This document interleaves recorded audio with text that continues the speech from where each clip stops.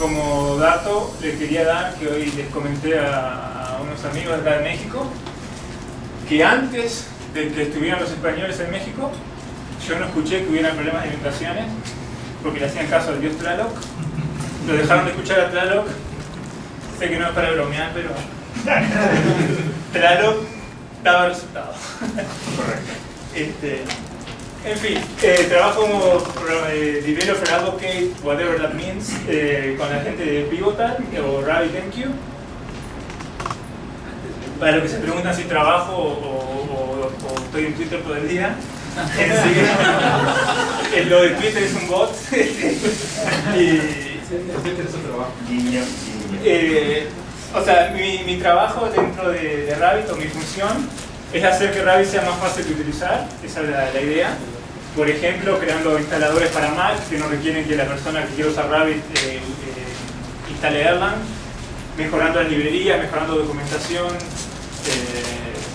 leyendo el código de Rabbit, tratando de sacar cosas que de allí no sirvan para aprender para otros casos, etc. Programo, en pocas palabras, para los que creen que estamos todo el día escribiendo cosas que no es programación. Bueno, soy coautor del libro RabbitMQ in Action. El creador del simulador de Rabbit, no sé si lo han visto, que lo voy a presentar aquí. Y ahora, hace poco empecé a escribir una serie sobre las internas de Rabbit para los que están interesados en Erlang, que hoy grabamos un podcast sobre Erlang con la gente de Vive Código, ¿no? Y Making Devs, creo que lo dije bien. Sí. Estos son como los artistas famosos. Buenas noches, Buenos Aires. No, espero haber dicho bien el podcast. Y no soy famoso. Y el All Sound es mi Twitter, es el mail de Pivotal y el GitHub. El libro, ya lo conocen. Y la pregunta que siempre me gusta usar para comenzar la discusión, que por cierto va a ser bastante informal, o espero que sea así hoy, es ¿por qué necesitaríamos mensajería? Antes de decir usen Rabbit, ¿por qué no? Y el ejemplo que siempre doy es muy básico de cómo haríamos una aplicación web en la cual hay que implementar una galería de fotos. La idea es que hay que subir una imagen y mostrar una galería. Ese es el requerimiento que nos llega por Scrum o lo que sea. Son 2 user stories, 3 puntos la primera, 5 la segunda, para mañana te dan 3. Bastante simple, ¿no? Hasta que empiezan a llegar los nuevos requerimientos. Si hay algún programador que trabajó en un proyecto donde no hubieron nuevos requerimientos o proyectos, no sé cómo dicen, que me avise, que levante la mano. Yo nunca tuve esa experiencia.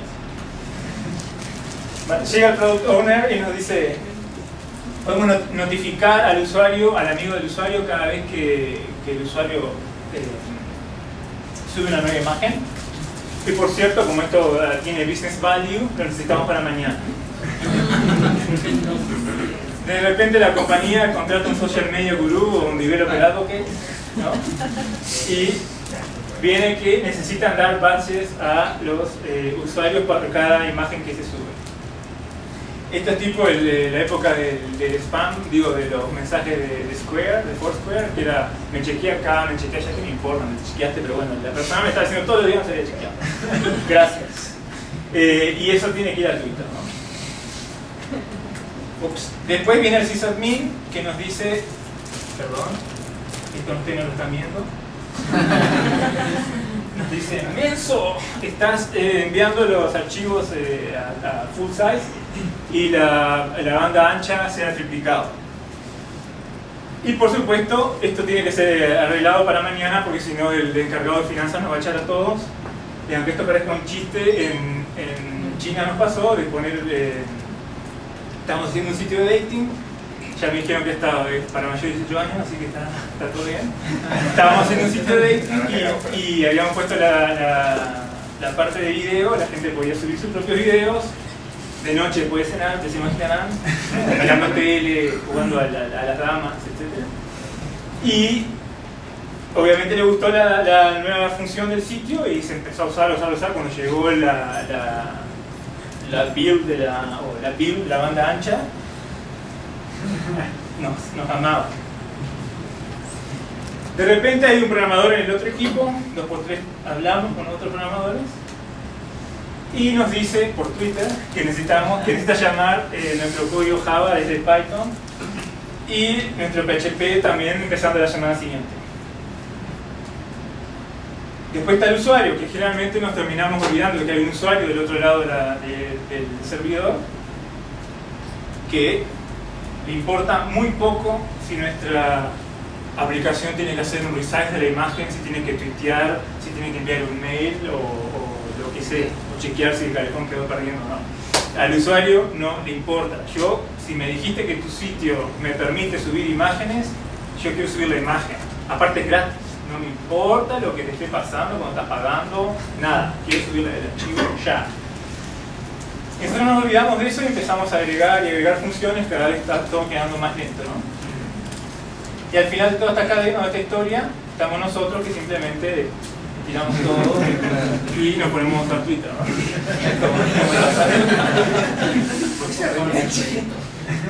Muchas desarrollas cómplices, ¿no? Veamos la evolución del código, ¿no? Supongamos que tenemos un pseudocódigo que luce como Erlang, pero el pseudocódigo, esta es mi manera de infiltrar Erlang en las conferencias. Tenemos un controlador, tenemos comentarios en el código, el nombre de la función, los parámetros que acepta y el cuerpo de la función y lo que devuelve. Entonces la primera implementación de esa supuesta galería de imágenes o form de aceptar upload sería que nos envían el método put a este path o lo que sea y con ciertos parámetros, ¿no? De ahí obtenemos el archivo, hacemos el upload, devolvemos OK. Ese fue el primer controller que se puso en producción. Pero de repente había que hacer el upload y a su vez hacer el resize de la imagen. Esto requiere volver a hacer el deployment. Después tenemos que notificar a los amigos del usuario, otra vez nuevo archivo e implementar. O sea, obviamente hay que implementarlo y nuevo deployment. Después tenemos que agregarle puntos al usuario y tuitear sobre la nueva imagen, ¿no?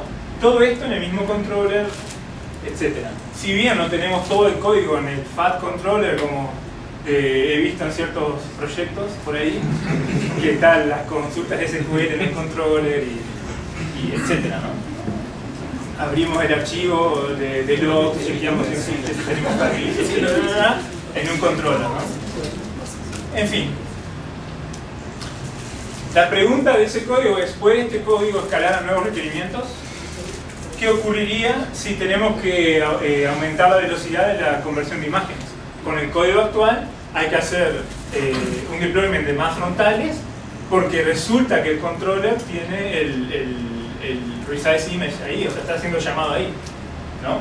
La típica aplicación va a ser eso. Cuando mucho en Java supongo que se podrá poner un thread aparte, pero se va a hacer el resize en el mismo servidor. No sé, capaz que hay alguna magia en Java. La M de JVM capaz que es magia, no sé.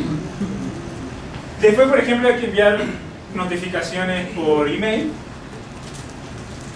¿Qué pasa? Tenemos que agregar el código a eso, ponerlo en el nuevo controller, hacer un nuevo deployment. En sí nuestro código no escala a nuevas features, por ejemplo. Somos re agile, vamos a todas las conferencias de agile, tenemos los pegotines en la laptop, pero hasta ahí llegó el agile, ¿no? Tenemos que dejar de tuitear sobre nuevas imágenes. ¿Qué pasaría si, por ejemplo, Google se le ocurre tener su propia social network y de repente hay que usar eso? O Twitter hace un IPO y tenemos que, no sé, alguien de los que tiene Twitter, de los que dueños de Twitter, lo dejan dar servicio, lo que fuera, ¿no? Hay que quitar el código, nuevo deployment, etc. ¿Qué pasaría si hay que hacer resize en diferentes formatos? ¿Qué pasaría si hay que cambiar la tecnología o el lenguaje? Todos sabemos que es cool hablar de lenguajes raros hoy en día, cuanto más raro, más cool. Y cuanto más, pongamos ahí en la aplicación, mejor, ¿no? Pero vamos a suponer que tenemos razones específicas por las cuales hacer esto, por ejemplo, aumentar la velocidad de resize de las imágenes, hay mejores librerías, nuestro lenguaje resulta que no permite crear GIF animados, y tenemos que tener eso. Entonces, ¿cómo lo hacemos con el código anterior? Teníamos una aplicación monolítica y resulta que la queremos expandir. Se puede hacer algo mejor, por supuesto, usando mensajería. Ahí, sonó el cajero y cayó la primera moneda. Y el diseño es muy simple, está en el libro Enterprise Integration Patterns, que lo recomendamos en el apéndice del libro. Y es que tenemos un publisher, que hay un evento, en este caso en el ejemplo del libro, que cambió de dirección. Esto iría a un queue, y de ahí a cada uno de los subscribers. Este subscriber va a hacer una cosa, este otra, este otra. O sea, es un patrón muy simple, no tiene nada misterioso. Entonces, la primera implementación de nuestro controlador sería que recibimos la imagen, creamos un mensaje, el cual tendría dos campos, el campo usuario y el campo imagen, y publicamos ese mensaje. Lo único que nos encargamos fue de hacer el upload, o sea, mover la imagen del directorio temporal a donde sea que la vamos a archivar, y probablemente ingresar en la base de datos un récord de que este usuario tiene tal imagen, punto. Un estado, quizás si hicimos el resize o no, para saber si se muestra o no en la galería, pero más de eso no hace eso. Y publica el nuevo evento. Después, otro proceso, otra aplicación ejecutándose en este servidor o en otro servidor. Cuando llega una nueva imagen, va a notificar a los amigos del usuario. Cuando llegue un evento o nueva imagen, agrega puntos al usuario. Y finalmente, el resizer. Lo que tienen estos tres procesos: se pueden correr por separado, se pueden correr en el mismo servidor, en diferentes servidores. Podemos correr 30 de este y 2 de este otro, dependiendo de la cantidad de requests que hagamos, etcétera, etcétera, etcétera. Si, por ejemplo, es la noche y hay más usuarios en este sitio de dating, a la hora de salir del trabajo era cuando la gente iban todos al sitio, a la hora de comer y antes de entrar a trabajar, no sé cuál era la cómo funciona Alemania, no sé. Entonces en ese momento podemos necesitar más resizers. Con Amazon, elasticidad, bla bla bla bla, cloud, dije cloud, ya podemos escalar esa parte de la aplicación sin necesidad de estar escalando esta o cualquiera de las otras. Segunda implementación, por supuesto, no hay segunda implementación. Con haber hecho este deployment, ya esto lo podemos agregar on demand, digamos. Y es la ventaja que nos da el usar la mensajería. Siguiente. ¿Preguntas hasta acá? Sí. Por ejemplo, yo tengo un handler que recibe el mensaje. Sí. Entonces, yo quiero hacerlo en diferentes tamaños, sí. Pero nada más, yo por ejemplo, ¿cuándo bajo un handler y cuándo subo el otro? ¿Cómo? Me decís el on... Ajá, suponiendo ese. 20, por ejemplo. Ajá. 20. Y tengo una nueva versión, entonces quiero bajar ese resize image. Claro, eso ya lo voy a ver cuando explique cómo funciona Rabbit. Pero en sí en Rabbit podrías tener varias queues. Rabbit tiene algoritmos de ruteo que te permite que cuando, por ejemplo, publicás el mensaje de resize image, y podés poner que de ahí vaya a otra queue dependiendo del formato en el que quieres hacer el resize. Entonces me espero. Es un workflow. Exacto. Tipo un flujo de trabajo. Así como dice. Gracias. Bueno, ¿qué es Rabbit? Sí, Rabbit es inglés, español, por favor, no me llevo el Q acá. Un servidor de mensajes multiprotocolo, porque escriben al revés los gringos, nadie sabe, le dicen esta parte. Por multiprotocolo, lo que quiero decir, o sea, Rabbit empezó siendo como un servidor AMQP, hoy en día soporta el protocolo MQTT y el STOMP, STOMP. No me pregunten qué significa, existe Google. Después es open source, en la licencia de Mozilla. Políglota en varios sentidos. El sentido más simple o básico, o van a saber qué, es que permite conectarse a Rabbit desde varios lenguajes a veces porque Rabbit está implementado en Erlang, se cree que si no programas en Erlang no se puede, no tiene nada que ver. Al tener un protocolo, si tu lenguaje tiene una librería para alguno de los 3 protocolos soportados por Rabbit, se podría utilizar. También soporta HTTP como manera de enviar mensajes, o sea, es usable de donde sea, básicamente. Está escrito en Erlang OTP, o sea, hoy tenemos el podcast que cuando lo vean van a ver algunas de las ventajas de Erlang, pero una de las ventajas principales es el framework este OTP que tiene Erlang, que está hecho para, ¿cómo se dice? Tolerancia a fallos y alta disponibilidad. O sea, este framework, o en el caso de cómo funciona Erlang, es un lenguaje hecho para alta concurrencia. ¿Okay? ¿Qué significa eso? En el caso de Erlang, corre en una máquina virtual. En la máquina virtual va a tener millones de procesos. Un proceso, por ejemplo, para leer de la red, otro proceso para manejar un queue particular, el otro queue, el otro queue, el otro queue, etc. Cada consumidor, o sea, cada cliente que se conecta va a tener su proceso, etcétera, etcétera, etcétera. Son procesos muy livianos. Creo que cuando recién se instancian pesan 10 kilobytes o algo así. Y este framework OTP permite manejar todos esos procesos. ¿Qué pasa? Por ejemplo, si estoy leyendo de la red, me envían el cliente de AMQP está mal programado, tiene un error, me envía un método que no existe o que está mal, o el byte incorrecto o lo que sea, que me genera una excepción en el proceso que lee de la red. Y supongamos que no me di cuenta de ese posible error y tiraría una excepción y no la atraparía nadie, digamos, y se muere el proceso. Se me terminó mi Rabbit, llamo al sysadmin, me pegás mañana por haber instalado esto. No, eso no ocurre. ¿Por qué? Porque en Erlang los procesos se pueden supervisar. Entonces, el supervisor se va a encargar de fijarse que el proceso esté ejecutando. Si muere, reiniciarlo. Pero ¿qué pasa si muere X cantidad de veces en un minuto? Algún error más grande en la cadena de dependencias puede estar impidiendo que ese proceso funcione. Por ejemplo, el proceso lee de una base de datos, la base de datos no está disponible, cada vez que intenta conectarse se cae, se vuelve a intentar conectarse se cae, etcétera, etcétera. El supervisor en ese caso no lo va a reiniciar. Y así hay muchos casos y ejemplos de lo que un supervisor de procesos haría con los procesos hijos. Todo eso que permite la concurrencia, la alta disponibilidad, que se caiga un proceso que se levanta automáticamente, etcétera, etcétera, etcétera, es parte de esto, de OTP. Lo podemos pedir a los programadores de Rabbit que lo programen ellos o que utilicen código que ya existe y está aprobado en la industria.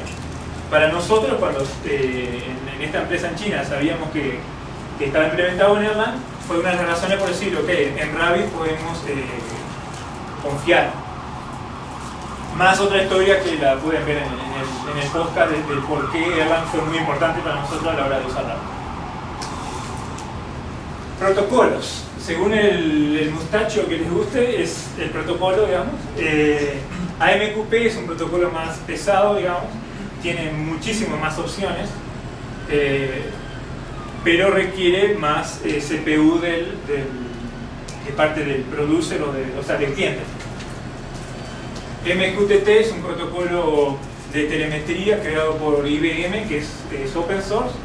Y ese protocolo, por ejemplo, es usado en Facebook, en el iPhone para la aplicación de chat, porque está hecho específicamente para sensores y para dispositivos con pocos recursos.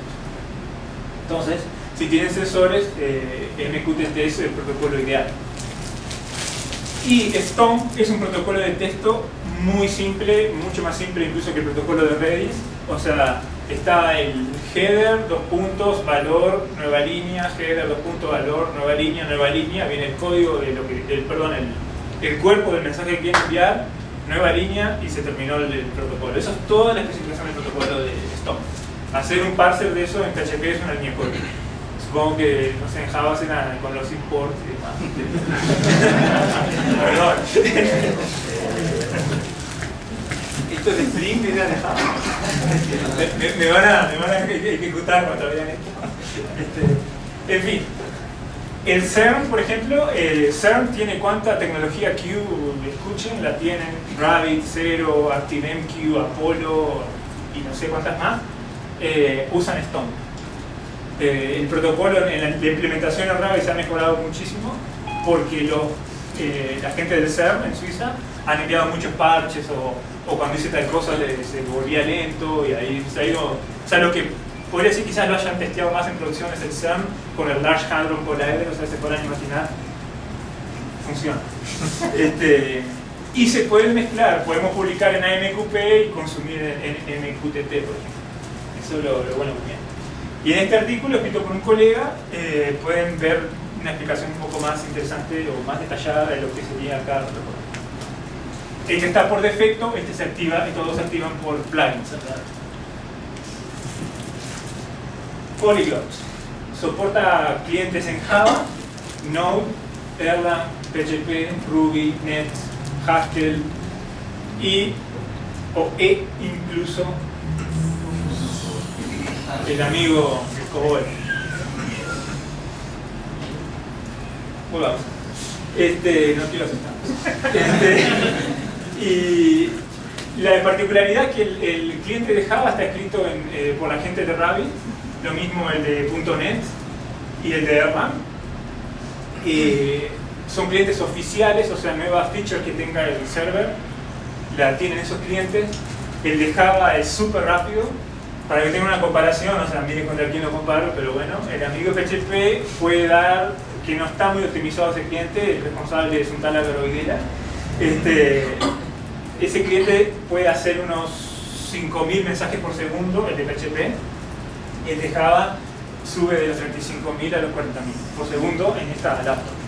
O sea, hay una pequeña diferencia. Por eso, muchas veces cuando hacemos benchmarks, ¿qué estás haciendo benchmark? ¿Del cliente que estás usando o del servidor? Muchas veces hay benchmarks que no logran saturar la CPU del servidor o la red de lo que sea, y supuestamente X servidor es lento cuando está usando un cliente completamente mal escrito, o que por razones del lenguaje está implementado no es rápido. O sea, Java cuando hace cache se vuelve muchísimo más rápido. Yo vi Erlang, que es la máquina virtual de Erlang escrita en Java. Vi el test en vivo de el Pita, digamos, que escribió esto, lo ejecuta no sé qué cosa en Erlang, que requiere tanto tiempo, lo ejecuta en Java muchísimo más lento, lo vuelve a ejecutar en Java cuando levantó el cache, dejó de existir Erlang. O sea, un Erlang portado, la máquina virtual de Erlang portada a Java es muy rápida. O sea, entonces, ¿qué estás haciendo benchmark? ¿Del runtime? ¿O del server? ¿O del cliente? ¿O de lo que sea? En fin, Java, .NET y Erlang son oficiales. La mayoría de los plugins de Rabbit están escritos con el cliente de Erlang, por ende está muy testeado ese cliente. De Node hay dos. Uno es creado por el autor de, no sé cómo dice el nombre, Theo Schlossnagel o algo así, de OmniIT. Él escribió el cliente de Node y es usado por la gente de Joyent. Los creadores de Node usan Node con Rabbit y con ese cliente. El de Ruby es mantenido por uno de los programadores de Rabbit también, pero no es un cliente oficial, entre comillas. El de Haskell no me acuerdo que lo mantenía, pero en sí hay por todo tipo de librerías, etcétera, para usar Rabbit con AMQP o con otros protocolos. Cobol, este blog está muy bueno, es creado por uno de los ingenieros de Hewlett Packard, que como ustedes se imaginarán, ustedes hagan la conexión, RabbitMQ, Hewlett Packard, yo no lo dije, ustedes hicieron la conexión. Algunos usuarios de Rabbit me han llegado a preguntar si Rabbit lo usa alguien. Instagram usa Rabbit. El otro día tuvimos la suerte de ir a Facebook a hablar con ellos así durante la Spring One, y tienen si no la memoria no me falla, 6 clusters de 2 nodos y con 50.000 clientes. Eso es lo que usa Instagram. El año pasado hice una aplicación que consumía datos real time de Instagram cuando la noche de Acción de Gracias de Estados Unidos, y tuve que, y mostraba las imágenes en tiempo real, que filtrar los datos porque era imposible navegar un sitio web que te estaba tirando 1000 imágenes por segundo. O sea, era ridículo, pero ellos después publicaron qué volumen de datos tienen, y está muy interesante. Y en el blog de Pivotal hay el use case de Instagram descrito. La gente de Indeed.com usa Rabbit, los de Mailbox también. Mercado Libre, supongo que lo conocen, usan Rabbit. AT&T, Concur, la empresa para viajes para empresas. Joyent, Nokia, creo que lo usan los mapas, Nokia Here. Hoteles.com lo usa, Viadeo es como LinkedIn de Francia, PayPal, Telefónica en España está buscando gente que sepa sobre Rabbit, y hay muchos más. O sea, sí, es usado Rabbit. Y ya sabrán dónde obtenerlo, pero en todo caso es rabbitengue.com download, y ahí, como verán, corren varias plataformas. Cuando elegimos Rabbit era en la época que creo que Vagrant no era un Vagrant, tenía trabajo en aquel entonces, Vagrant, y en la empresa en China no teníamos una manera fácil de poner servidores rápido, o sea, montar el entorno de este desarrollo rápido, y algunos trabajaban en Windows, pregúntenle por qué, otros en Linux y algunos en Mac, por ahí está acá. Y Erlang, como tiene la máquina virtual, y la máquina virtual corre en todas esas plataformas, Rabbit podría ser usado por nuestros desarrolladores y tener una réplica del entorno de desarrollo. Por supuesto que después instalamos servidores, etcétera, para facilitar todo, pero digo, es multiplataforma también. Gracias a Erlang. Bueno, mensajería con Rabbit. Acá viene el demo. ¿Alguna pregunta? ¿No?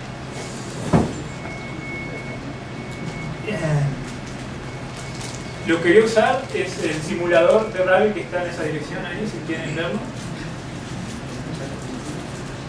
Espero que funcione.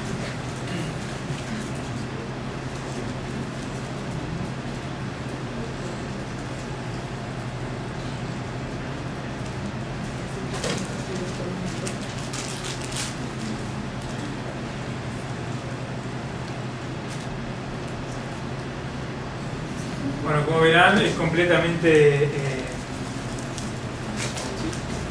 responsive la aplicación. ¿Sí? No, el problema para aquellos que se ríen, esto está usando Canvas, y en Canvas no es tan fácil hacer resize en cómo funciona Processing. Ya lo he pensado. Aparte, cuando vean cómo funciona esto, me imagino que todo el mundo querrá ir a diseñar en el iPhone. O sea, aunque le pague un diseñador, no va a ser responsive. Bueno, ¿cómo funciona Rabbit? ¿Cuál es la idea de Rabbit? Tenemos productores de mensajes que quieren enviar datos al consumidor. O sea, queremos que el dato que está aquí llegue a la manchita. ¿Cómo se hace eso? Con un exchange. O sea, es la dirección a donde enviaría los mensajes. Conecto al productor, envío el mensaje, queda ahí, adiós. Si esta es la hora Nickelodeon de la noche. Entonces, ¿qué pasó? No tenía un queue a donde enviar el mensaje. Como verán, porque cliqué 2 veces.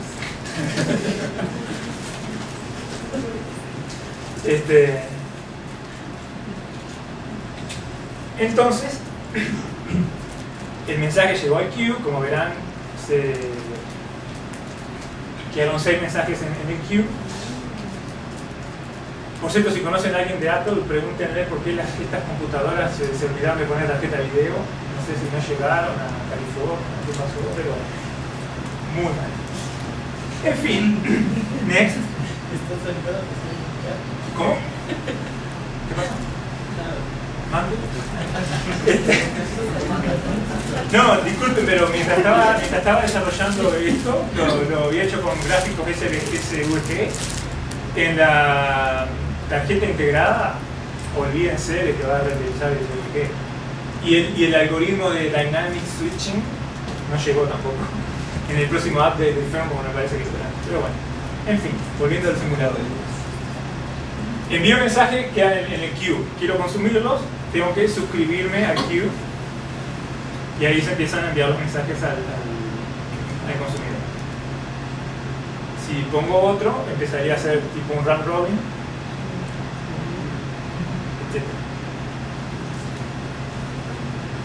En síntesis tenemos producer quiere enviar los datos a los consumidores, van a ir por el exchange, queue, etc., ¿no?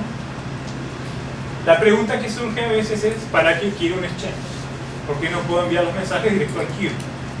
Y esto es, siempre pongo el mismo ejemplo, desde que lo descubrí el ejemplo, gracias a, tengo una esposa por ahí, que me escucha hablar de tecnología, no sé si porque ya firmó el contrato de que estamos casados, ¿okay? Supongo que tendrán el mismo problema, las esposas del mundo por ahí. En fin, hablando de esto, se me ocurrió que cuando uno va a un supermercado, o al correo mejor dicho, supongamos que queremos enviar mensajes, cartas internacionales o nacionales. El exchange va a ser la persona, porque no tenían dinero para automatizar en este correo, tenían una persona ahí que dice, ¿qué viene a hacer usted? ¿Quiere enviar una carta internacional? Bueno, póngase en tal fila. ¿Qué quiere hacer usted? Enviar la carta internacional en la otra. El exchange haría eso. Yo puedo tener otro queue aquí y cuando envíe el mensaje va a ir o a una o a otra queue. En este caso fue a ambas. ¿Por qué? Tenemos las rutas de las claves de ruteo. Cuando envío un mensaje yo puedo poner, por ejemplo, por internacional, la envío, no llega. ¿Qué pasa? Las colas no estaban ahí o lo que fuera. Aquí tengo que especificar en la parte del binding, o sea, cuando hago el binding de la queue al exchange, puedo especificar una clave de binding. Entonces, si envío el mensaje ahora, iría a esa cola. Y en esta pondría nacional.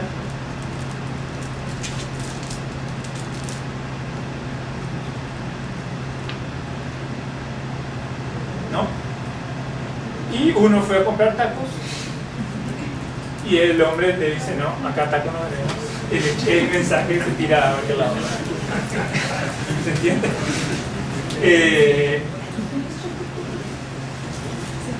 Entonces, el exchange en sí lo que es un tipo de algoritmo de ruteo.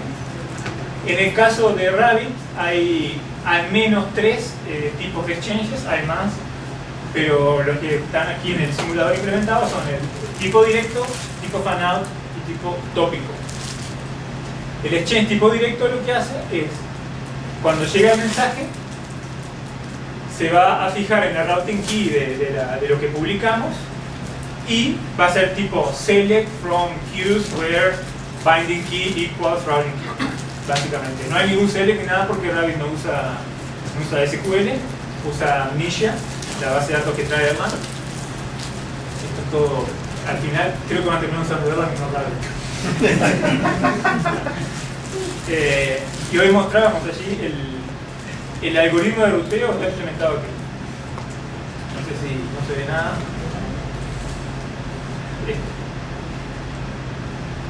Todo eso es lo que hace un exchange tipo directo para decidir a qué queues o obtener las queues que pertenecen a ese mensaje, si es que hay alguno.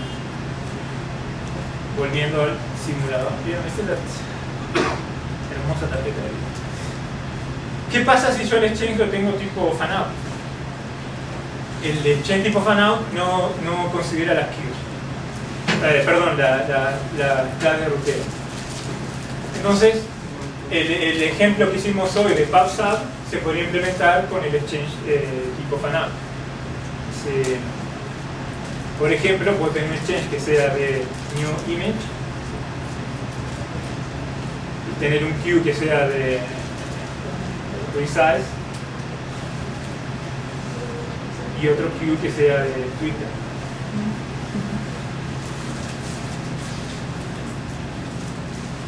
Cada vez que veo un mensaje va a ir a... Después puedo tener más de un consumidor,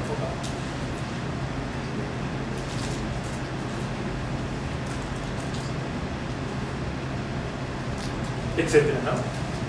O sea, el exchange tipo fanout toma el mensaje, se fija que queues tienen el binding y envía el mensaje a todos. Otra pregunta que se hace muchas veces es, RabbitMQ está duplicando mensajes. No, Rabbit no duplica los mensajes. Tiene una base de datos creada específicamente para el caso de mensajería, o sea, está implementada 100% por los ingenieros de Rabbit. Y esa base de datos a su vez cuenta con un índice. El índice toma en cuenta en qué queue iría el mensaje, si ya fue consumido o no, etcétera, etcétera. Entonces, el contenido del mensaje en disco o en memoria se mantiene en una sola vez. Y finalmente, empecemos de cero, podemos tener el caso de uso, por ejemplo, que tenemos agregado de logs. Vamos a poner tópico, ¿no? Y usamos un exchange tipo topic. Supongamos que tenemos un productor que está enviando el log, por ejemplo, mensaje, son info. Y yo cada vez que envío un log digo, bueno, este log proviene del servidor 1, de la aplicación 1, del módulo 1 y es info. ¿Está, no? Después quiero tener un queue que recibe esos logs y en el binding key pongo server 1, módulo 1 y envío el mensaje y fue al queue. O sea, básicamente está funcionando como un servidor, como un exchange tipo directo. Se fija en el routing key y rutea el mensaje. Pero hay un truco. Si ustedes ven, yo puse una clave de ruteo que son palabras separadas por puntos, ¿no? Entonces, por ejemplo, ¿qué pasa si yo envío un mensaje desde el servidor 2? Muere en el exchange. Puedo crear otro queue en el cual puedo poner, si quisiera, esto, pero de nuevo no paso más allá de un exchange tipo direct. O puedo usar un patrón en el cual, por ejemplo, usando el asterisco,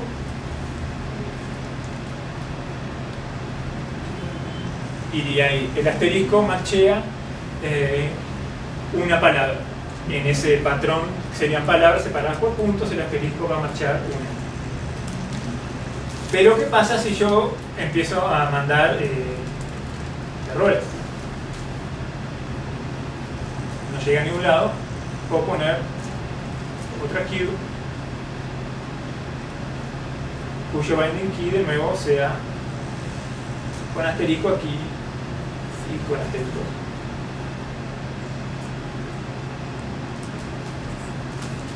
¿No? Pero digamos que ahora yo digo, bueno, no me interesa el servidor que produce el mensaje, no me interesa la aplicación, no me interesa el módulo, sí me interesa que sean errores, ¿no? Por supuesto puedo poner asterisco, punto asterisco, punto asterisco. Por cierto, esto no es el asterisco de las expresiones regulares. En este caso existe el numeral que me permite marchar 0 o más palabras. Entonces si hago el cambio aquí, envío y iría a esa queue y a la otra porque está marchando cualquier tipo de servidor. Si yo la pongo aplicación 2, solo va a la de arriba, porque esta otra espera que la aplicación sea 1.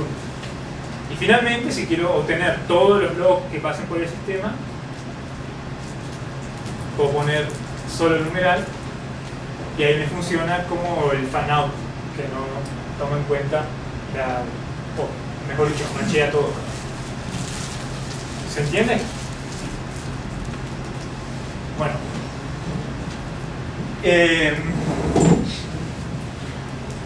Así que básicamente en la MQP vamos a tener exchanges a los cuales enviamos mensajes. Por supuesto que podemos tener más de un exchange, o sea, eso no es necesario recalcarlo, pero bueno. Rabbit tiene una extensión al protocolo que permite binding de exchange a exchange. Que aquí no tengo la routing key correcta. Vamos a suponer cualquier mensaje que pase por este exchange, que lo envíe al otro exchange. Aquí a este exchange le puedo poner otro tipo, fanout, directo o lo que sea. y crear otro tipo de topología. No sé, después podemos ver un ejemplo de eso, pero... Y Rabbit tiene esas extensiones al protocolo que permiten, por ejemplo, el mensaje iría al exchange, del exchange a las queues, y finalmente, si suscribimos un consumidor, iría al consumidor. Hasta ahí todo claro. Después lo que Rabbit va a implementar por nosotros es el round robin, que ya lo vimos hoy, de enviar mensajes a un consumidor a otro. ¿Qué pasaría si un consumidor falla? Si hay un crash y este consumidor no logra hacer lo que tiene que hacer. Cuando nos suscribimos a un queue, vamos a decirle a Rabbit, vamos a hacer un acknowledgement de cada mensaje que recibimos o no. Por supuesto, si estamos haciendo ACK de cada mensaje va a ser más lento que si no lo hacemos, porque aparte tiene que haber otro round trip hacia el servidor enviando el ACK. Pero bueno, está esa capacidad dentro de Rabbit, es decir, el consumer va a hacerse cargo del mensaje o lo guardo en memoria o lo que sea para mientras el consumer está haciendo trabajo, cuando me diga que está terminado, lo borro. A la hora de publicar mensajes, ¿se acuerdan que si el exchange no tiene ningún binding, el mensaje es descartado? En Rabbit están los Dead Letter Exchange, o sea, no sé cómo se diría carta muerta en español, pero carta muerta no es. ¿Cómo se dice eso en español? ¿Cómo? No sé, Una carta sin destino, o sea. En fin. Tiene ese tipo de exchange y de queues que permiten que, okay, no hay a dónde rutear el mensaje, lo enviamos a otro exchange o queue donde nosotros nos hacemos cargo de los mensajes no ruteables, por ejemplo. Hay opciones a la hora de publicar que le dicen a Rabbit, si no hay ningún queue, devolver el mensaje.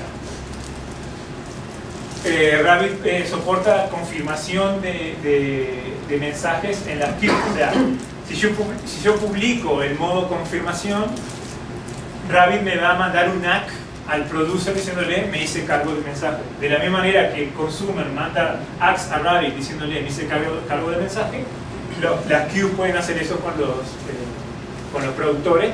Entonces sabemos que el mensaje fue efectivamente escrito a disco, o si tenemos replicación, que fue replicado, cuántos nodos dijimos que tenía que replicarse, etc.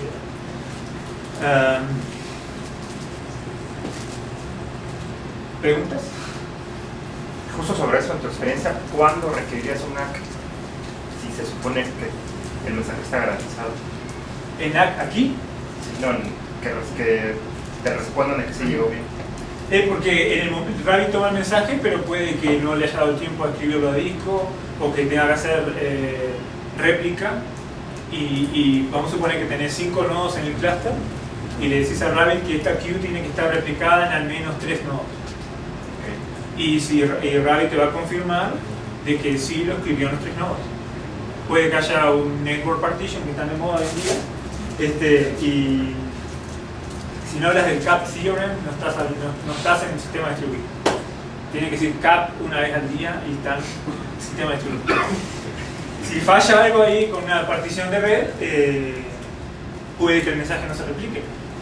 Y para los requerimientos de tu aplicación que necesitas saber que el mensaje fue efectivamente guardado, para eso sí te confirma. Okay. Usualmente en mensajería, como es todo asíncrono, ni siquiera tendrías que preocuparte si hay un queue, porque tú estás mandando eventos. Si alguien hace caso a esos eventos o no, bueno, es otro tema. ¿Alguna otra pregunta? Oye, ¿Sí? ahorita que estaba viendo tu topología, ¿qué tan insano es mandar un mensaje que pase por más de una cosa? Bastante común es el tema de los workflows que tú decías. Eso no está implementado en el simulador. Me gustaría agregar este tipo de cosas. Vamos a suponer, vamos a empezar de cero, que tengo el queue, el exchange, el consumer y el producer.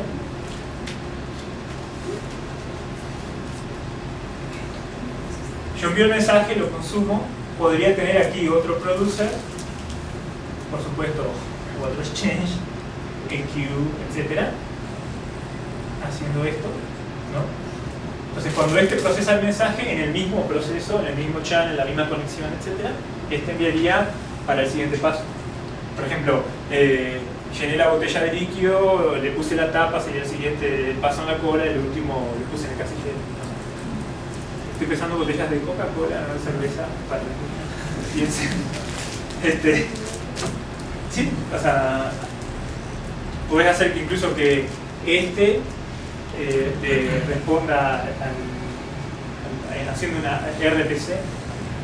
O sea, hay maneras en Rabbit de enviar el mensaje con una dirección reply to, que le están diciendo al que lo consuma del otro lado, respóndeme en esa dirección.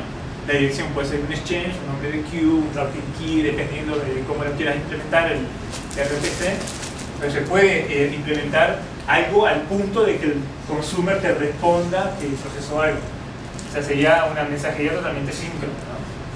Pero se pueden mezclar los patrones. Pero eso no cae dentro de un antipatrón. No.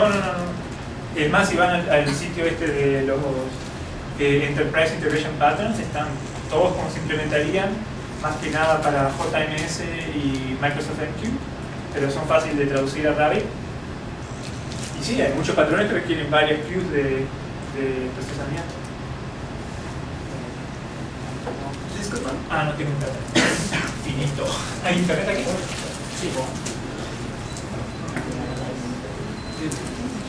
Sí, por ejemplo. ¿Los mensajes tienen alguna limitación? Me refiero, por ejemplo, en la longitud o, por ejemplo, cuando se comunican con otros lenguajes.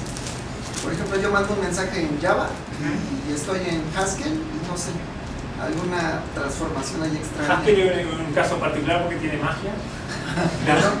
No, en sí, Rabbit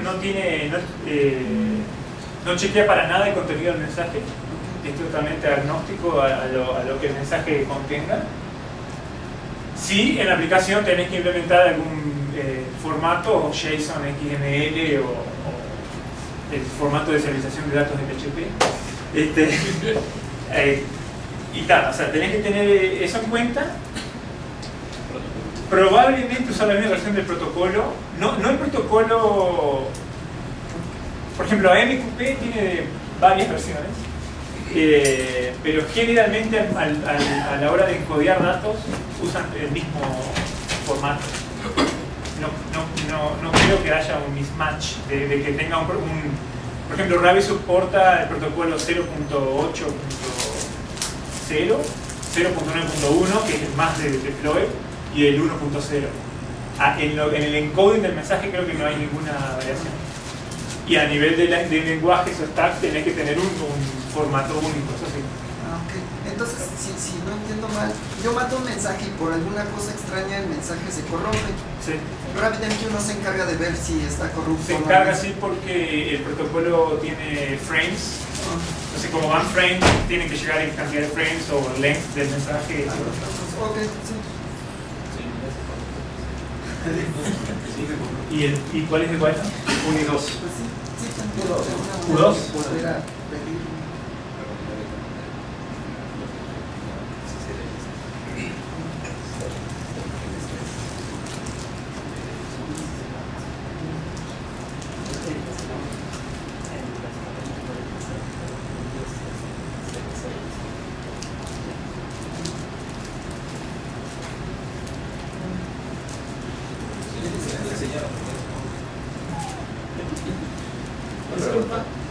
El mensaje, por necesidad, tiene que ir con caracteres especiales. No se corrompe a la hora que él está leyendo Rabbit. ¿Cómo? El mensaje que tú le envías tiene caracteres especiales. No. Rabbit no toca para nada el contenido de lo que se envía por la red. Lee y pasa al otro lado. Sí. Bueno, tenés este libro, por ejemplo,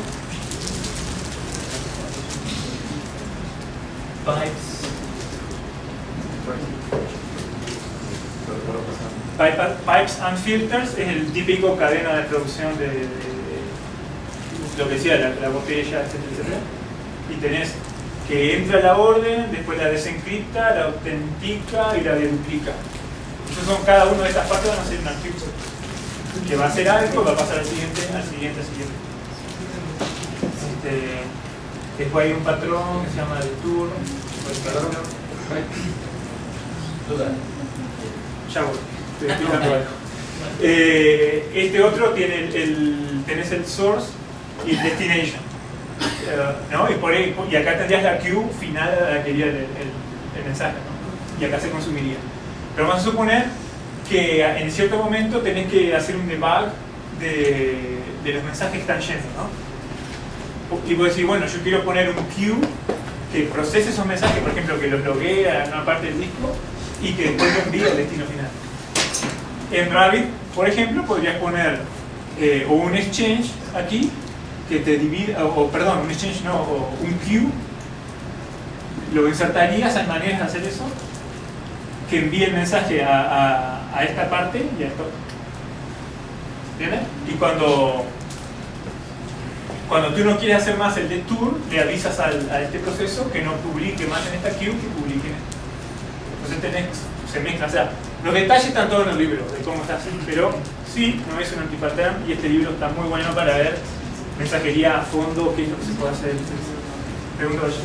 Ahí en el ejemplo que tenías, ¿qué pasa si se cae el exchange y ya no funciona? Los exchanges no se caen porque no son procesos, en realidad. Es simplemente un algoritmo de rompeo. Nos dice la cola. La cola es, o sea, se puede morir el proceso, pero tendría que haber alguna razón muy específica. En el caso de que se pierda una cola por X razón, las colas tienen opciones de ser durables o no, que quiere decir que van a sobrevivir el reinicio de Rabbit o no. Las colas pueden ser auto-delete, que quiere decir si corto la conexión se borra el queue entero.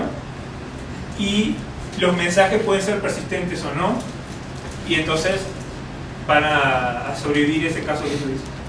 Si puedes reiniciar el servidor, se van a retomar todos los mensajes. Sí, a ver si no es muy extraña la pregunta. Yo mando dos mensajes. El mensaje A sale primero y el mensaje B luego. Cuando llegan al consumidor, RabbitMQ dice, bueno, consume primero, bueno, sale primero el mensaje A. Sí, Rabbit implementa un queue, propiamente dicho, que va en el mensaje. Pero de alguna manera, supongamos que el mensaje A se atrasa tantito. Rabbit se espera hasta que llegue el mensaje A. Lo mantiene la cola, ¿no? Los tipos. ¿Ah, sí? Okay. Exactamente. Ok. Y eso es lo que decía cuando meto una cola, no que es un queue, sino que las queues de Rabbit son lo que necesita. Y intenta mantener orden, incluso hay consumidores que podés rechazar un mensaje, por ejemplo hay un mensaje poison, como se dice, que no puede ser procesado. Y si el mensaje, el consumer muere antes de hacer el ACK, por ende el mensaje vuelve a la cola, vuelve a ser consumido, muere, etc. Cuando el mensaje vuelve, primero, cuando vuelve a la cola, Rabbit trata de mantenerlo en el orden que estaba. Obviamente, como hay múltiples consumidores, no es posible. O sea, ¿cómo explicar eso? Si un consumer, por ejemplo, tenés ABC, no sé cómo explicarlo, pero. O sea, un consumer consume unos mensajes que están en la línea y obviamente que el otro va a quedar después. O sea, no hay magia, pero en sí va a estar ordenado.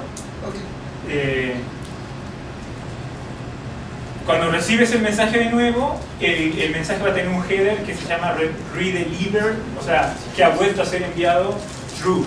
O sea, si vos recibís un mensaje, podés chequear si ya lo recibiste anteriormente. En ese caso, podés hacerle un reject. En vez de un ACK, le haces un reject y le decís a Rabbit, no lo quiero más.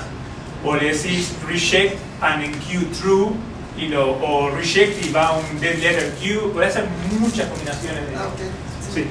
Si mencionabas que si se envía un mensaje y el consumidor no lo puede recibir, pero regresa a la posición que ocupaba en la cola, puede haber un punto en que se queda ahí sacado y no puede volver a... no deje continuar los que vienen atrás. O sea, Rabbit Hay más opciones, por eso el protocolo MQP es mucho más complejo en cuanto a las opciones que soporta. Los otros protocolos no. En la MQP está el Basic QoS, Quality of Service, que vos podés decir, quiero que este consumer tenga al menos 10 mensajes. Que Rabbit, o sea, si mi consumer está listo para recibir más mensajes, que Rabbit me mande al menos 10, por ejemplo. Eso por un lado. Aparte de eso, a medida que haya consumers ready, o sea que ya hicieron el ACK de un mensaje si era el Basic QoS 1, de 10 ir a 10, etc. O perdón, de que siempre tenga 10. Rabbit va a mandar ese mensaje que volvió a la cola, lo va a mandar a otro. Obviamente que van a seguir enviándose los mensajes. Si este hace fallar de nuevo a otro consumidor, ese mensaje va a volver a la cola. Y así puede seguir indefinidamente hasta que o lo declares poison o le des el ACK. Pero en esa ventana de 10 mensajes por consumer, por ejemplo, que seteaste, Rabbit va a enviar hasta al menos 10, quizá este quede siendo el tercero, haya otros 2 y así, ¿no? Sí. El mensaje sí va a quedar estancado, los consumidores no van a quedar estancados. Sí. Dado que tiene un montón de flexibilidad en tanto los patrones que puedes configurar como los parámetros de tanto de producción como de consumo, bueno, yo sí pienso que pueden darse situaciones complejas donde tienes efectos raros y son difíciles de tunear. Entonces, ahí, ¿qué consejo podrías darnos? O sea, Rabbit tiene, primero que nada, esto soporta importar y exportar datos. Esto que dibujaste aquí se puede importar a Rabbit y va a quedar en Rabbit, y si haces importar lo que tienes en Rabbit aquí, y por ende después puedes poner un publisher, un consumer, setear las routing keys, enviar y vas a ver por qué llega o por qué no llega el mensaje, por ejemplo. En casos más avanzados, Rabbit tiene un plugin que se llama RabbitMQ Tracer. Creo que es este. Sí, que es para hacer debugging. O sea, pueden leer después la documentación. Firehose.html es la URL. Ahí explica todo. La gente de eTrade, los de la bolsa, esto de comprar las interacciones, usan Rabbit, usan esto mucho. Que fue la presentación que ellos dieron en el Spring One. O sea, ahí con el tracer podés ver a dónde fue el mensaje, qué routing key tenía, dónde fue ruteado, qué queue lo tuvo, etc. ¿Hay otra pregunta? Sí. Bueno, hay que explicar un poco de las ventanas de retry. ¿Hay forma de configurar, así como las ventanas de retry, el tiempo, la cantidad máxima de veces que puedes realizar? Creo que no. Lo tendrías que hacer en tu aplicación. Eso es como parte de la sí. Lo que Rabbit, sí, disculpa, lo que tiene como maneras de configuración que podría ayudar en ese caso, soporta, aquí está, tiene varias extensiones y por algún lado tiene que seguir TTL. Rabbit soporta per queue, message TTL y per message TTL. O sea, puede especificar que el mensaje va a durar tanto, etc. Y, por ejemplo, tenés QTTL que se autoborre la queue si no está usada, y el limit del largo puedes decir que puede tener hasta 1000 mensajes. Si llega a eso, empieza a dropear los más antiguos. Para decirme hasta dónde. Claro, y eso creo que ayuda a la pregunta que tenía él. ¿Qué pasa si hay un mensaje de poison que siempre queda y queda? Podrías con esto eliminarlo, con estos otros también. Si el mensaje venció el TTL, Rabbit no lo va a enviar, lo va a borrar directamente. No, yo no sé si el cliente pierde conectividad, puede recuperar esa prueba. ¿Cómo? Considerando el hecho de que un cliente puede perder conectividad, ¿cuántas veces puede hacer retry de esos reenvíos de los mensajes que quedaron? No hay límite. a menos que haya algo de esto entre medio que solicite que el mensaje venza, etc. ¿Preguntas? Bueno, para finalizar, quería mostrarles algo que empecé a trabajar pero que no he terminado, que es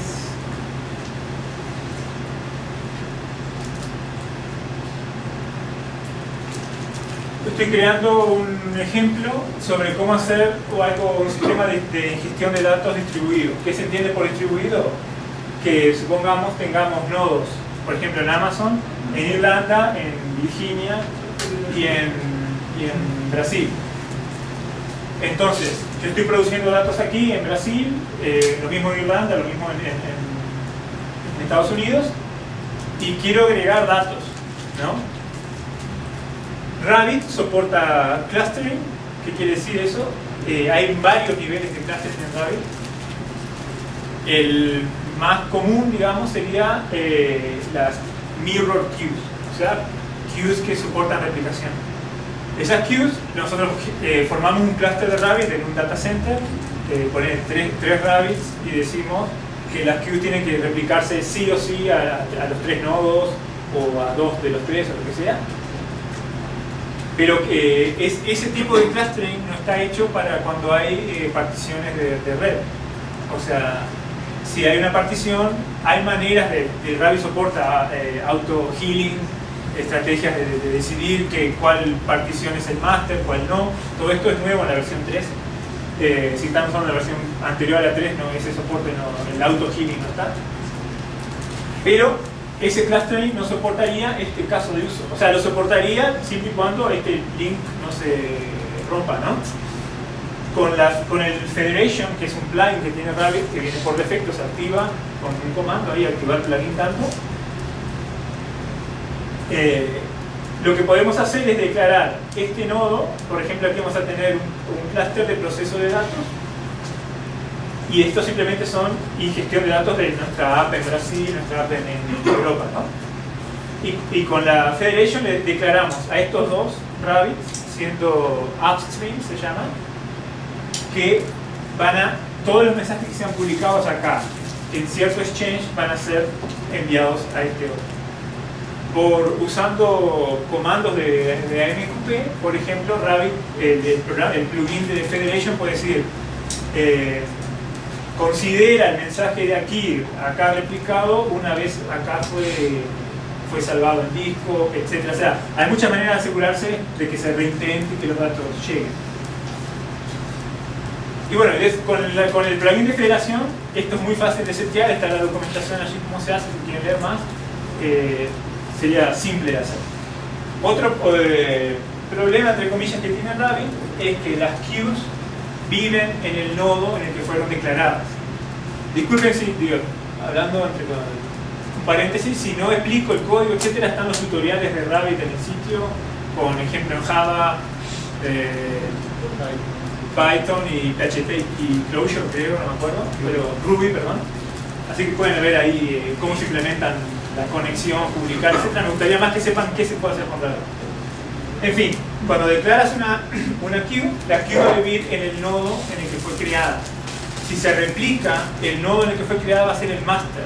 Por ende, aunque tengas consumers en los otros nodos, el master siempre tiene más trabajo porque tiene que decidir si el mensaje fue consumido o no, etcétera, etcétera, etcétera. Y replicar esa información en el nodo. Por ende, ese nodo de Rabbit va a estar más sobrecargado y al final va a ser el bottleneck de todo el sistema. Hay una manera de implementar sharding o partition queues. ¿Cómo sería eso? Existe un plugin que es el Consistent Hash Exchange. O sea, agrega un nuevo exchange a Rabbit que el algoritmo de ruteo es Consistent Hash. Entonces va a haber un ring ahí con todas las queues. Vamos a publicar con un routing key. La routing key se calcula el hash y se decide a dónde va el mensaje. Entonces lo que podemos hacer nosotros es crear 3 nodos de Rabbit, nodo A, nodo B, nodo C. Los hacemos en cluster. ¿Qué pasa cuando hay un cluster en Rabbit? Si yo tengo 3 rabbits en cluster y declaro un exchange, el exchange como entidad se replica a todos los nodos en el cluster. Si yo declaro un queue, el queue como entidad se replica a todos los nodos del cluster, el contenido vive en el nodo en el que yo lo declaré. Entonces lo que podemos hacer teniendo 3 nodos, tenemos nodo A, por ejemplo, ese es el nombre, tenemos el logs exchange, va a estar replicado en los 3 rabbits, y declaramos la queue A.logs, el tópico en el que estamos, o lo que nos interesa son los logs, ¿verdad? Pues tenemos logs exchange y el logs queue. O sea, eso a nivel conceptual de la aplicación. Tenemos un lugar donde queremos enviar logs, el exchange y la queue. Luego levanto el nodo B, declaro la queue B.logs. El nombre es muy importante porque si yo declaro la queue logs ya existiría en el cluster.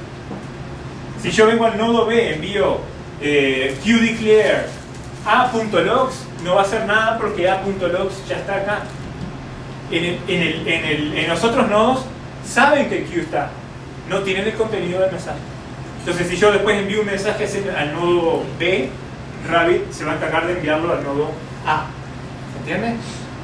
Entonces en el nodo B, específicamente conectado al nodo B, envío el comando crear queue B.logs. Y finalmente en el nodo C envío el comando crear queue C.logs. ¿Qué pasaría en esto? Al empezar a publicar mensajes a cualquiera de los 3 nodos en el cluster,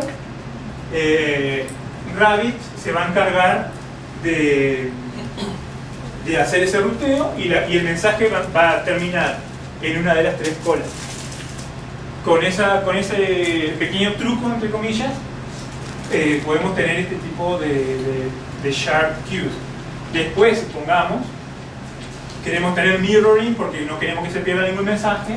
En caso de que uno de los nodos falle, podríamos también darle, declarar las queues como mirror y se replicarían en los otros nodos, por ejemplo. Y así se pueden empezar a mezclar muchas de las features que tiene Rabbit. ¿Sería como su mecanismo de failover? ¿Cómo? ¿Sería como su mecanismo de failover?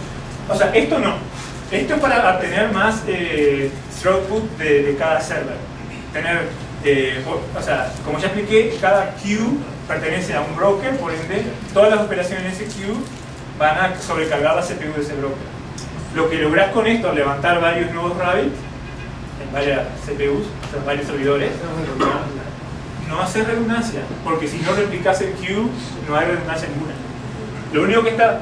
Lo que va a pasar con el Consistent Hash Exchange es, si esta queue desaparece, se reforma el ring y podés seguir teniendo un lugar a donde irían los mensajes, pero estos mensajes se perdieron, de comillas.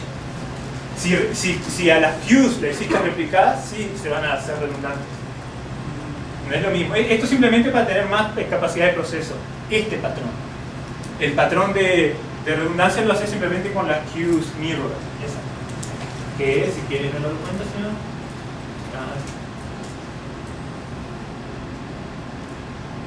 Las highly available queues, acá tenés toda la explicación de cómo se usan, qué pasa, qué deja pasar. Pero eso es para redundancia. Lo que estoy hablando es para tener más throughput de un nodo. Y Rabbit soporta tiene un plugin, quiero ver si estoy corriendo Rabbit o no. Sí.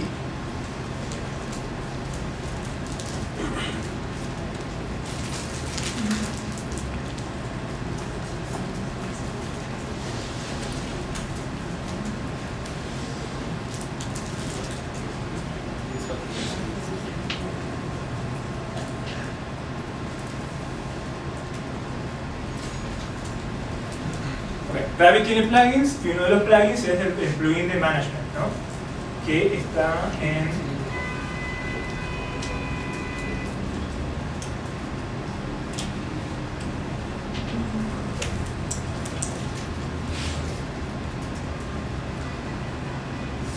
gracias, Fanny.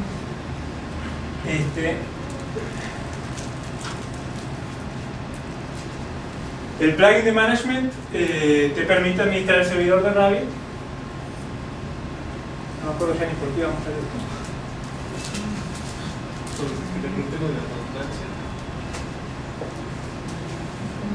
No, hay otro lado, pero no, claro.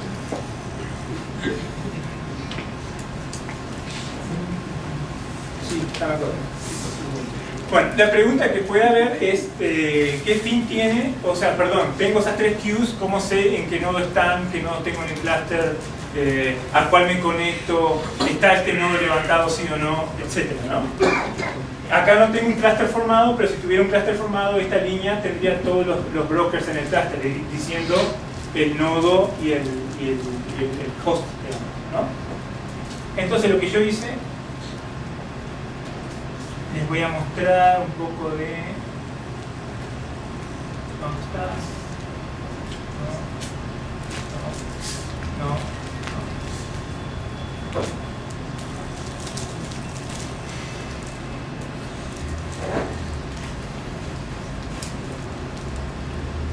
Esto es Java con símbolos de dólar, de pesos antes de la variable, pero es Java.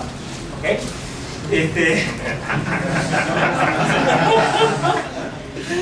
Entonces yo quiero tener un consumidor. Quiero tener un consumidor que sepa qué nodos hay, ¿no? Entonces yo creé una pequeña librería que se llama RabbitMQ Utils, que lo que hace es conectarse a la API de management. Todo esto que ustedes ven aquí es una aplicación del browser que hace calls a la API de tipo REST. Todas las bases por la tienda. Entonces lo que yo hago es decir, bueno, creo un cliente HTTP y en las utils le digo que me busque un nodo aleatorio de los que están en el cluster. Si encuentra el nodo, creo la conexión de MQP. Creo la conexión de MQP, tengo un canal, callback, etc. Y en síntesis le digo a un consumidor, ok, crear un nuevo consumidor en esta conexión, en este canal, con este callback y consumir de este queue. Lo importante es que obtuve a dónde conectarme, básicamente, un nodo que estuviese levantado. ¿Cómo hice eso? Hay un método que es en la API, teniendo la URL de la API, es API nodes, me va a dar la lista de nodos. Le puedo pasar una lista de columnas de información que quiero recibir. En este caso, déjame ver, le pido a Rabbit, dame el nombre del nodo y si está, la información de si está running o no. Después la función getRunningNodes va a hacer un filtro de los nodos si están running igual true. Pero eso es un JSON que me llegó de Rabbit. Y después randomNode simplemente va a randomizar el array y me va a devolver ese nodo.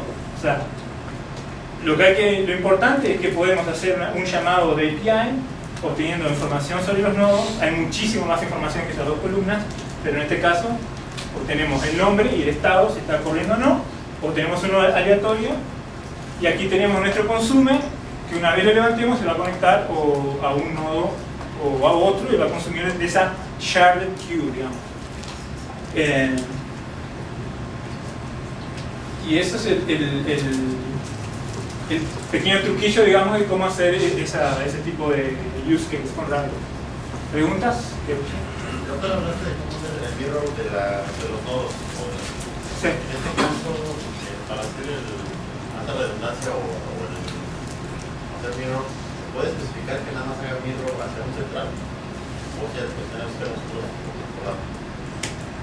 O sea, en el clustering, el central es el nodo en el que se declaró el queue. Ese va a ser tu central. Y después en la policy, está por aquí.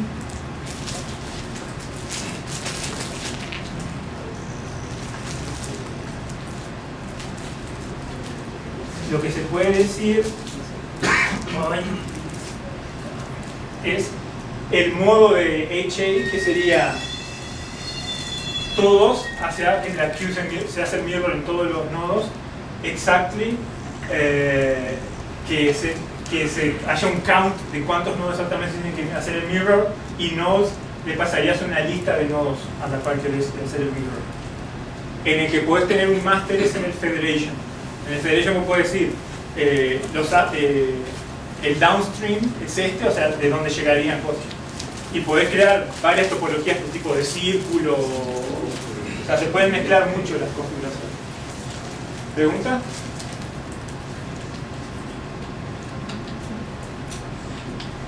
Entonces, continuemos. ¿Preguntas? Si no, Yo. ops, ¿sí? ¿Qué mecanismos de seguridad tiene RabbitMQ? Que no cualquier cliente pueda hacer un put o controlar. Bueno, primero que nada está el usuario del password. Eso es lo más básico. Ese usuario y password puede estar guardado en Rabbit, se llama el mecanismo de autenticación por defecto, o por ejemplo hay personas que implementaron el LDAP. Puedes tener una API HTTP que te envía, te autentica al usuario, que puedes configurar eso a Rabbit, todo por vía plugins. Y después, por defecto, soporta SSL con certificado y toda la historia. Y a nivel de publicación de mensajes se puede especificar, perdón, se me lengua la traba, que el mensaje le pones un header de user ID diciendo este mensaje fue publicado por Álvaro y el que abrió la conexión, o sea, el usuario que se autenticó en Rabbit fue Álvaro. Entonces, si Rabbit encuentra ese header en el mensaje, se va a fijar que sea exactamente el mismo usuario que está conectado, para que tú no estés impersonando, como dice en inglés, a otro usuario. O sea, serían esos los mecanismos. Customs, SSL, y después ese de autenticar que el mensaje provenga de quien dice ser. Sí. ¿Han probado o han hecho despliegues de RabbitMQ utilizando Erlang on SEM? Hay un pequeño problema con Erlang on SEM, que es que hasta donde sé solo soporta aplicaciones que se puedan compilar con Revar. Revar es un sistema de builds, es el Maven de Erlang, sin todo lo que la gente llama de Maven. Y Rabbit fue creado muchísimo antes de que Revar existiera, por ende no soporta Revar. Si los programadores que hacen Erlang on SEM permite que se haga make, enter, se podría soportar. No sé realmente cuáles son los requerimientos para que eso ocurra, etc. Pero el requerimiento es que la aplicación sea Revarized. Pero por eso no se ha probado hasta donde sea. ¿Sí? Pues aunque tenga muchos mecanismos de tolerancia fallas y muchas librerías que puedes hacer, algo debe ser una situación típica en la que falla Rabbit, ¿no? O qué tipo de situaciones has identificado que pueden llevarlo a de repente hacer un crash, de repente a... En sí, esos tipos están porque así es el protocolo. AMQP te requiere tener todos esos mecanismos de fijarse que el mensaje haya sido publicado, porque fue un protocolo general de mensajería. Cuando la gente de los bancos, JP Morgan y no sé quiénes más empezaron a diseñar el protocolo, lo diseñaron en base a los casos de uso que ellos tenían. De decir, confirmame que el mensaje fue consumido, bla, bla, bla. Esa es la razón por la que la Rabbit tiene eso. El tema de confirmación del mensaje, por ejemplo, que también preguntaban hoy, tenés el clúster con replicación. ¿De qué te sirve enviar un mensaje que sí, nodo A lo tomó, si nodo B no le llegó, cuando tú querías que fuera replicado? Entonces en ese caso puede pasar, no sé, que por X razón un servidor se caiga. No sé, Rabbit antes, por ejemplo, podía hacerle tipo un overflow de mensajes, o sea, quedaba sin memoria y pum. Eso era la versión 1.7, ahora están a 3.algo. A partir de eso se creó el sistema de persistencia, esa base de datos específica, tiene un cache en memoria, cuando se lanza la alarma de memoria, empieza a hacer el flag de mensaje a disco, ahí una falla se eliminó. Otra falla era que un nodo fallara completamente por X razón, un incendio o lo que fuera, ahí se crearon los mecanismos de replicación, por ejemplo. El mecanismo de replicación no soporta la network partition, no está diseñado así, por defecto.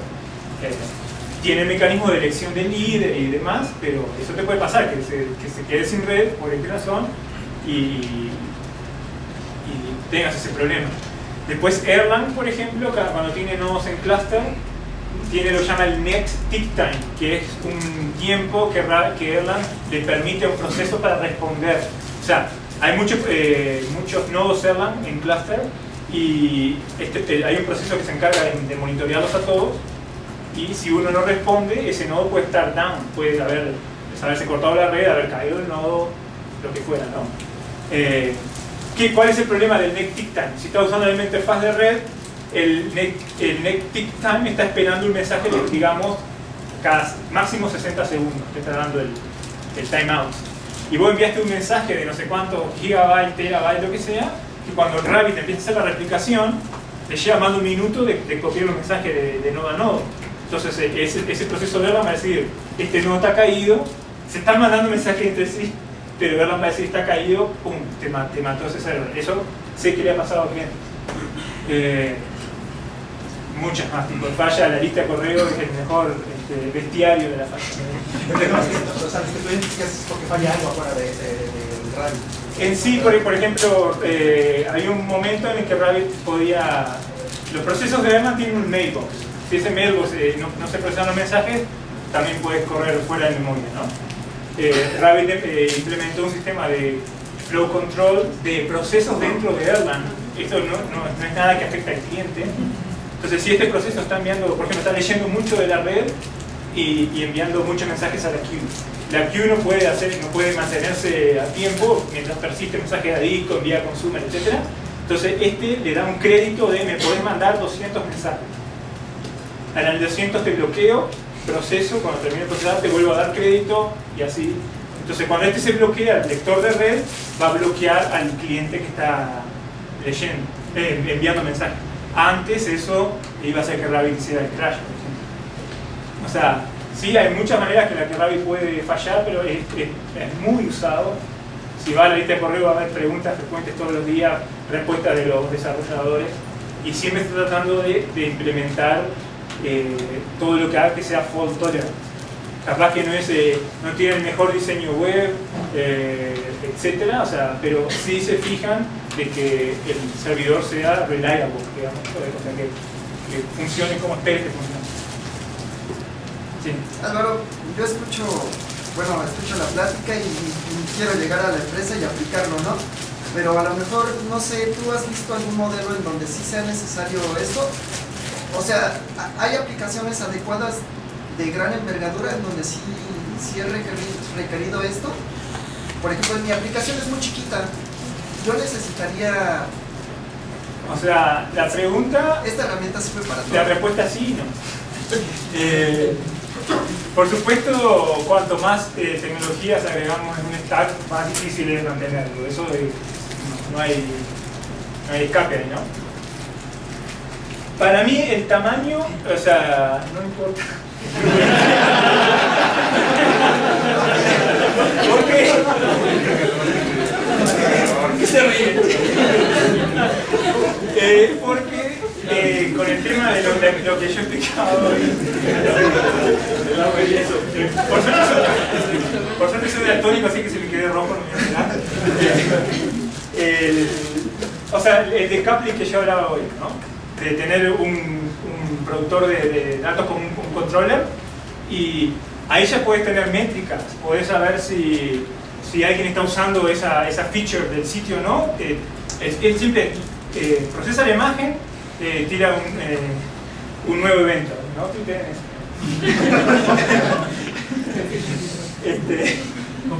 Con audio. ¿Cómo? Con audio.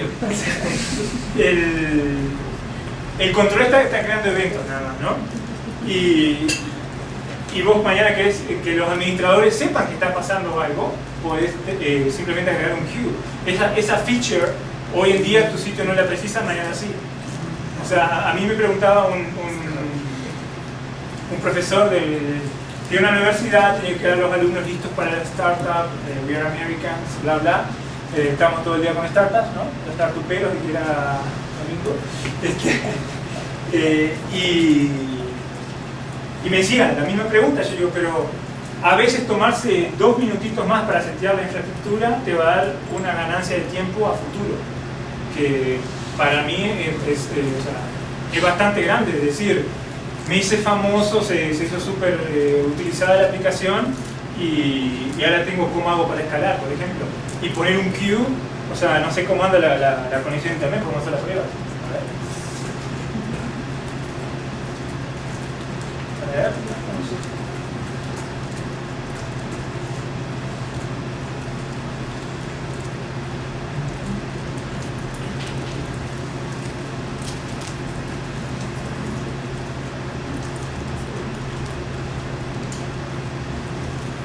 Por favor, David, te queremos matar.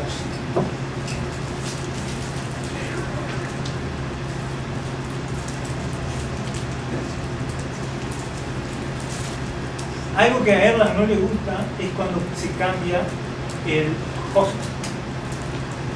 Erlang, como decimos allá, tira en colores.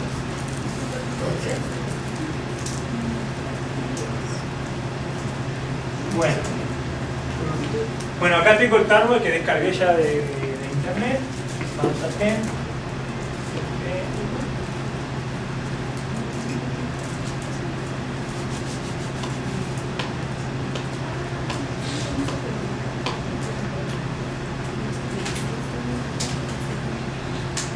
Bueno, ahí lo descomprimí.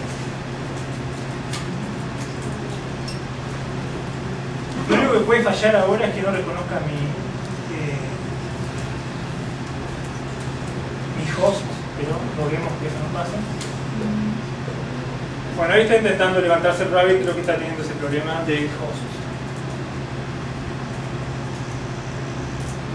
En fin, supongamos que salude, eso es todo lo que te lleva a tener Rabbit andando. O en Debian hacer un apt install, lo que sea.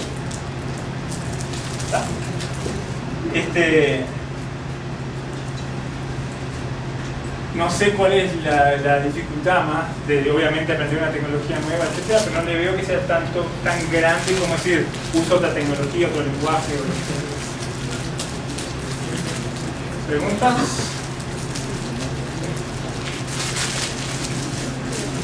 Bueno, le doy las gracias entonces por la atención y gracias por haberme invitado.